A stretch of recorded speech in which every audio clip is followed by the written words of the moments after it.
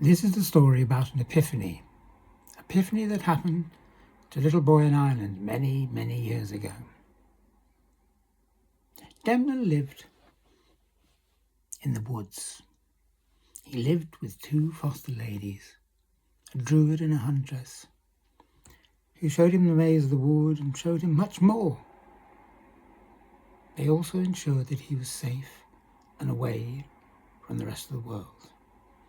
Because there was a secret that Demna knew, and so did these two ladies. That Demna was the son of Cool. Cool was the warrior who had fallen out with Gul MacCormac, and Gul MacCormac had killed him. If Gul knew that Cool had a son, he would come and kill him too. So the boy was hidden in the forest and brought up by these two ladies at his mother's request. He was very bright, very fast, and learnt many things from his ladies.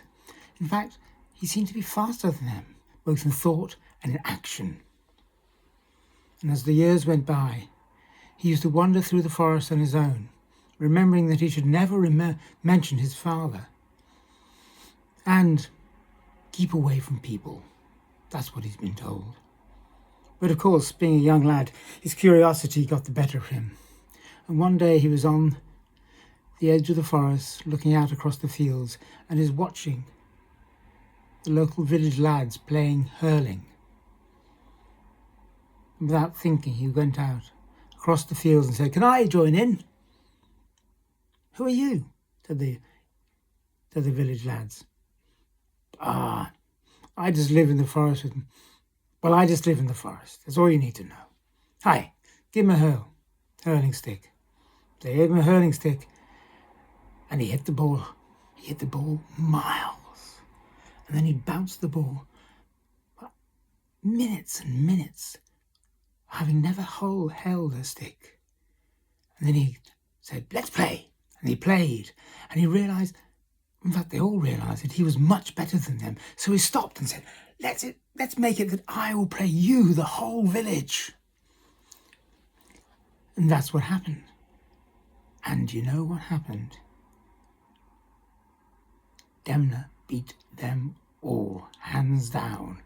And as the game came to an end, the boys got angry about this. So Demna started running back into the forest, and they started following him. But then it got so thick, he disappeared as though he'd never been there. Who was that? A boy from the forest. Who knows? Who knows? And when Demna got back to his foster parents, his foster mothers, they said to him, "Where have you been?" And eventually he told them, "You should never do that.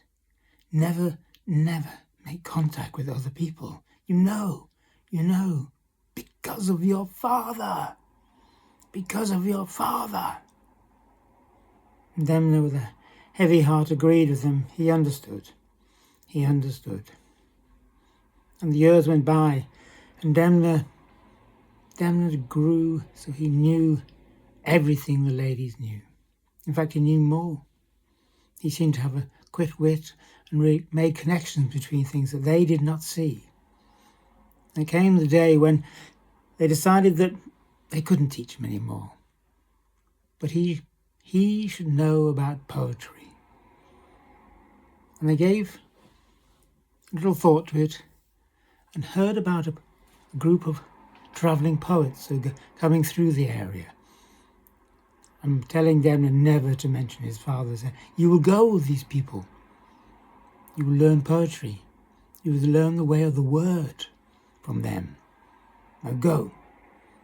Go. And they pushed him out of the forest, and Demna found these group of men and joined them as he went out the way.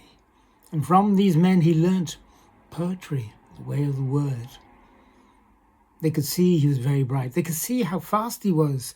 They could see he was different. His long golden hair, his use of words. He needed more knowledge. Where should I go for more knowledge? More information. Them they used to tease them. And then one day one of the lads, one of the poets said, Bino, we've just heard about Phineas. Phineas is a wise man. He lives on the River Boyne. They say he's the wisest man in the world, but he wants more knowledge, wants more information. And he's been there looking for the Salmon of Knowledge. Go and find him. He should be able to help you. The Demna made his way out from the Slieve Blue Mountains, where he had lived for many, many years, across the centre of Ireland to the River Boyne. And for many weeks he hunted up and down the River Boyne. And then he came to a place where there was a huge pool in the river. And there were 9 willow trees, hazel trees, around the pool.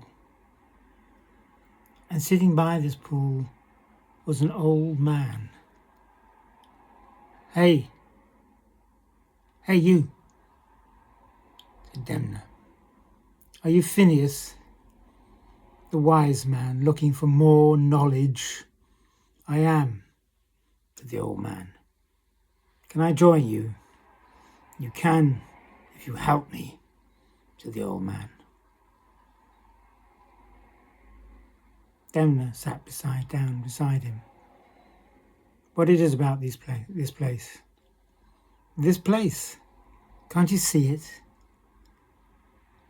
It is said that the willow trees, when they form a group of 9, and here the hazelnut trees, when they form a group of 9, take the wisdom from the world and pull it up in their roots slowly and slowly into themselves and place it in 9 hazelnuts. I believe it happens here. But why don't you just cut the trees down? Said Demna. It is said that the nuts have fallen already, and they have been eaten by a salmon. I am fishing for that salmon. Can I help you? Of course. So the boy and Phineas, the old poet, sat and fished that day, the next week, the next month, through one season, through the next, but not one salmon did they catch. And Demna helped him by cooking and looking after the old man when he realised quite how old he was. He'd been at this mission for years and years and years. And then one day, a miracle happened. A miracle that even Phineas did not expect. His line went taut, and a great fish leapt out of the waters. It was huge, the size of a man.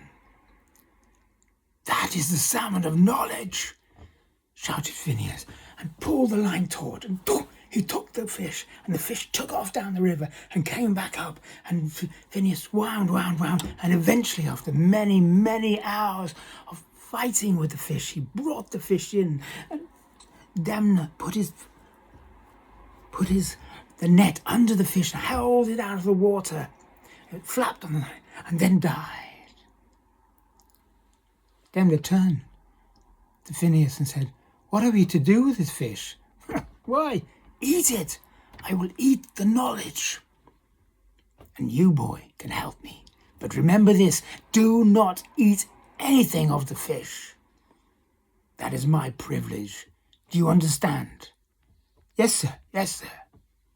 So they built a great fire and a spit, and somehow they got the bird on the salmon on the spit, and they started to turn it slowly. And Phineas Phineas turned to the boy and said, "Keep on going. I feel tired. I need to sleep. The fish has taken it out of me." But that's what Demna did. He turned. And as he was turning, he saw a little blister on the side of the fish. So slowly and without thinking, he placed his finger on the blister and popped it, and some fish oil went on his thumb. "Oh, that hurt," he said, and put his finger in his mouth. And in that moment, he had a great vision. The light poured into him, and all knowledge poured into him in a way he could not experience and never will ever again. He looked round, and there was Phineas standing looking at him. And Phineas said, "What did the poets call you?" "Poets used to call me Finn. Finn the fair-haired. That is my name now. That is what I go by." So it's true then. The prophecy said that Finn would get the knowledge. And I assumed, and he started to laugh, and I assumed it was me. But you have all the knowledge of the world. It has been poured into you. I watched you put your finger on the fish and put it to your lips. Do it again. And Finn put his thumb on his lips. And as he did so, he had another vision. Another. Something he could not get his head round. He took his mouth. The prophecy was right. But it was you. You were to have all the knowledge, said Phineas. And laughing, he went back to sleep in his tent.